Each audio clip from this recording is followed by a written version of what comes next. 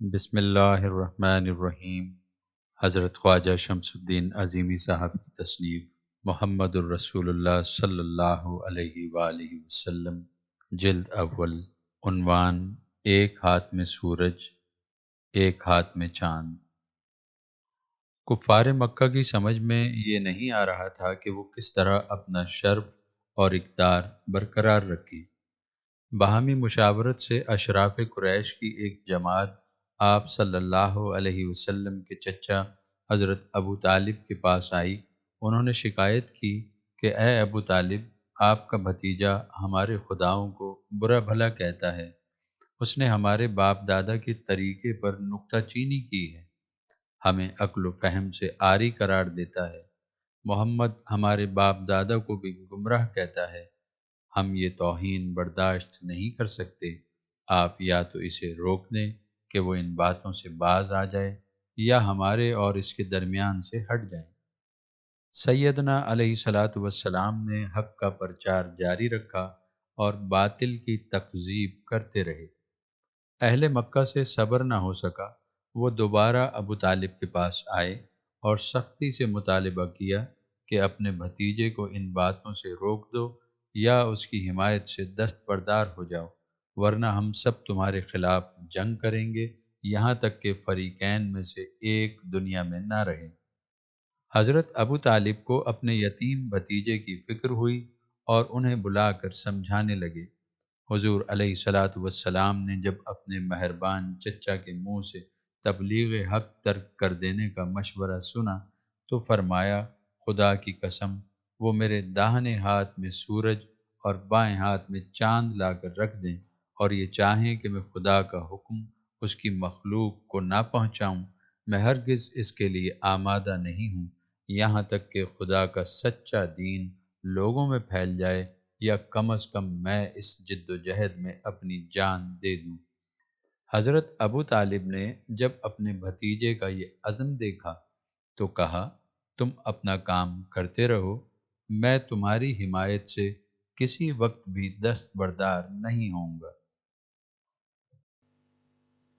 اسی دوران حج کا موسم آ گیا۔ قریش کو یہ فکر دامن گیر ہوئی کہ عرب کے وفود کے سامنے محمد الرسول اللہ صلی اللہ علیہ وسلم نئے دین کا پرچار ضرور کریں گے، لہٰذا اس کے توڑ کے لیے پہلے ہی اقدامات کر لیے جائیں۔ اس مقصد کے لیے وہ دارالندوہ میں جمع ہوئے۔ دارالندوہ قریش کا پارلیمنٹ ہاؤس تھا۔ یہ کعبہ شریف کے پہلو میں ایک ذیشان محل تھا۔ قریش جب کسی اہم اور خاص کام کو شروع کرنا چاہتے تو سب اسی محل میں جمع ہو کر صلاح مشورہ کرتے تھے۔ ولید بن مغیرہ کی سرکردگی میں گفت و شنید ہوئی۔ کسی نے کہا کہ پاگل مشہور کر دیا جائے، کسی نے مشورہ دیا کہ کاہن کے نام سے شہرت دی جائے، کسی نے کہا کہ شاعر کہا جائے، لیکن ولید بن مغیرہ کسی بات سے متفق نہ ہوا۔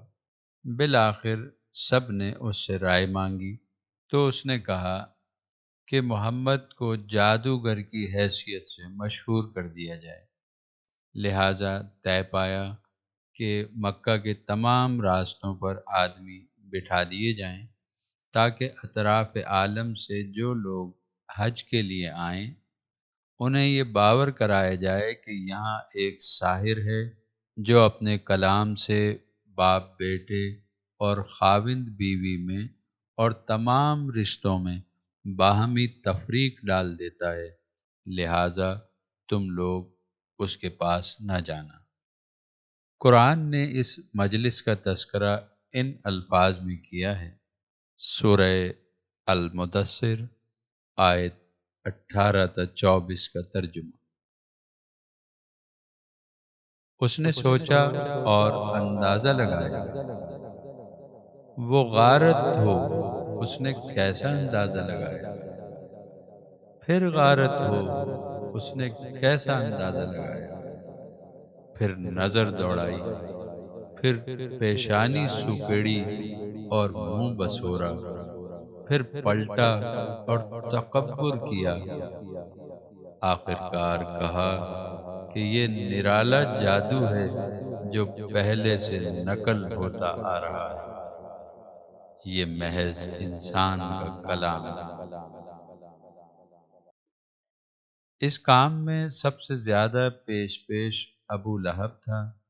وہ لوگوں کے ڈیروں اور عکاظ، مجنہ اور ذوالمجاز کے بازاروں میں آپ صلی اللہ علیہ وسلم کے پیچھے پیچھے چلتا رہتا۔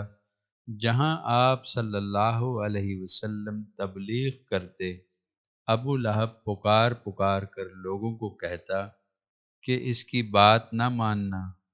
لوگ جب حج سے واپس ہوئے تو ان کے علم میں یہ بات آ چکی تھی کہ آپ صلی اللہ علیہ وسلم نے نبوت کا دعویٰ کیا ہے۔ اس طرح پورے عرب اور قرب و جوار میں آپ صلی اللہ علیہ وسلم کا چرچا پھیل گیا اور کفار کی تدبیر الٹ گئی۔ کفار مکہ نے جب یہ دیکھا کہ ان کی تدبیریں ناکام ہو رہی ہیں اور آپ صلی اللہ علیہ وسلم کی دعوت عام ہو رہی ہے، زیادہ سے زیادہ لوگ اسلام کی تعلیمات سے واقف ہو رہے ہیں، تو انہوں نے مشورہ کر کے مکے کے سب سے چالاک اور زیرک سردار عتبہ بن ربیعہ کو آپ صلی اللہ علیہ وسلم کے پاس بھیجا کہ وہ آپ صلی اللہ علیہ وسلم کو دنیاوی طمع اور لالچ دے کر تبلیغ دین سے روک دے۔ عقبہ نے آپ صلی اللہ علیہ وسلم کے پاس پہنچ کر کہا، بھتیجے، تم حسب و نسب میں ہم سے بہتر ہو۔ تم نے ہمارے آبا و اجداد کے طریقے کو باطل قرار دیا ہے اور انہیں جاہل سے تعبیر کیا ہے۔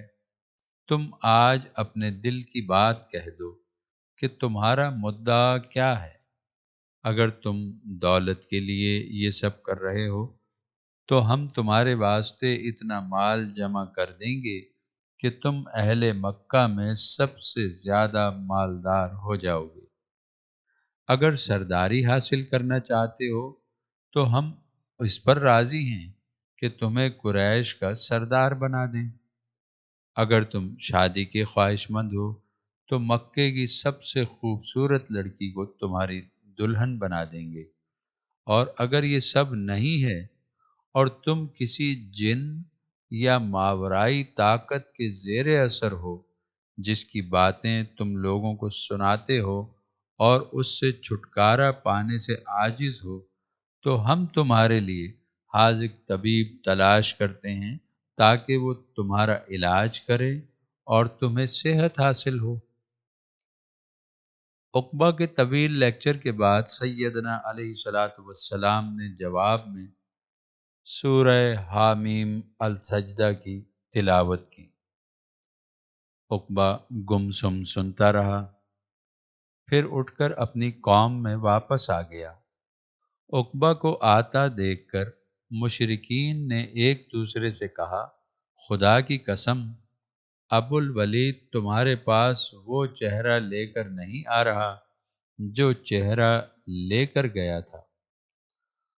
عقبہ نے کہا، آج میں نے ایسا کلام سنا ہے کہ اس سے پہلے اپنی عمر میں کبھی نہیں سنا تھا۔ خدا کی قسم، نہ وہ شاعری ہے، نہ جادو، نہ وہ نجومیوں کا کلام ہے۔ میری رائے یہ ہے کہ تم سب اس کو اذیت دینے سے باز آ جاؤ۔ جو کلام میں نے سنا ہے اس کی شان ظاہر ہونے والی ہے۔ میری بات مانو، اس شخص کو اس کے حال پر چھوڑ دو۔ اگر عرب اس پر غالب آ گئے تو تمہارا کام دوسرے کے ذریعے انجام پائے گا، اور اگر وہ عرب پر غالب آ گیا تو اس کی عزت ہماری عزت ہے، کیونکہ وہ ہمارے ہی قبیلے سے ہے۔ لوگ حیرت سے اس کو تکنے لگے۔ پھر انہوں نے رائے قائم کی کہ عقبہ پر محمد کا جادو چل گیا ہے۔ ایک روز جب کہ رسول اللہ صلی اللہ علیہ وسلم کعبہ کا طواف کر رہے تھے، قریش کے سرکردہ افراد ان کے پاس آئے اور تجویز پیش کی کہ اے محمد، آؤ جسے تم پوجتے ہو اسے ہم بھی پوجیں، اور جسے ہم پوجتے ہیں اسے تم بھی پوجو۔ اس طرح ہم اور تم اس کام میں مشترک ہو جائیں گے۔ یہ روایت بھی ملتی ہے کہ حضور علیہ الصلاۃ والسلام کے سامنے یہ تجویز رکھی گئی کہ ایک سال آپ صلی اللہ علیہ وسلم قریش کے معبودوں کو پوجا کریں، اور ایک سال قریش آپ صلی اللہ علیہ وسلم کے رب کی عبادت کیا کریں گے۔ قریش کی اس قسم کی تجاویز کے جواب میں سورہ الکافرون نازل ہوئی۔ جب قریش کا کوئی حیلہ کارگر نہ ہوا تو ایک بار پھر انہوں نے غور و خوض کیا اور آپ صلی اللہ علیہ وسلم کی دعوت کا قلع کما کرنے کے لیے مختلف طریقے اختیار کیے۔ قرآن نے کفار کی اس مہم کا تذکرہ جگہ جگہ کیا ہے۔ سورہ الحجر آیت نمبر 6 کا ترجمہ: اور لوگ کہتے ہیں اے شخص کہ تجھ پر اتری ہے نصیحت، تو یقیناً دیوانہ ہے۔ سورہ صاد آیت نمبر 4 کا ترجمہ: اور اچھمبا کرنے لگے اس پر کہ آیا ان کو ایک ڈر سنانے والا انہی میں سے، اور لگے کہنے منکر یہ جادوگر ہے جھوٹا۔ سورہ القلم آیت نمبر 51 کا ترجمہ: اور منکر تو لگے ہی ہیں کہ گرا دیں تجھ کو اپنی نگاہوں سے جب سنتے ہیں، سمجھتے اور کہتے ہیں وہ باولا ہے۔ سورہ الانعام آیت نمبر 52 کا ترجمہ: اور اسی طرح آزمایا ہے ہم نے ایک کو ایک سے کہ کہیں کیا یہی لوگ ہیں جن پر اللہ نے فضل کیا ہم سب میں سے؟ کیا اللہ کو معلوم نہیں حق ماننے والے؟ سورہ المطففین آیت 29 تا 33 کا ترجمہ: جو گناہگار ہیں وہ تھے ایمان والوں سے ہنستے، اور جب ہو نکلتے ان کے پاس آپس میں اشارہ کرتے، اور جب پھر کر جاتے اپنے گھر پھر جاتے باتیں بناتے، اور جب ان کو دیکھتے کہتے بے شک یہ لوگ بہک رہے ہیں اور ان کو بھیجا نہیں ان پر نگہبان۔ سورہ الفرقان آیت نمبر 5 کا ترجمہ: اور کہنے لگے یہ نقلیں ہیں اگلوں کی جو لکھلایا ہے، سو وہی لکھوائی جاتی ہیں اس کے پاس صبح و شام۔ سورہ الفرقان آیت نمبر 4 کا ترجمہ: اور کہنے لگے جو منکر ہیں اور کچھ نہیں یہ مگر جھوٹ باندھ لایا ہے، اور ساتھ دیا ہے اس کا اس میں اور لوگوں نے، سو آئے بے انصافی اور جھوٹ پر۔ سورہ النحل آیت نمبر 16 کا ترجمہ: اور ہم کو معلوم ہے کہ وہ کہتے ہیں اس کو سکھاتا ہے آدمی۔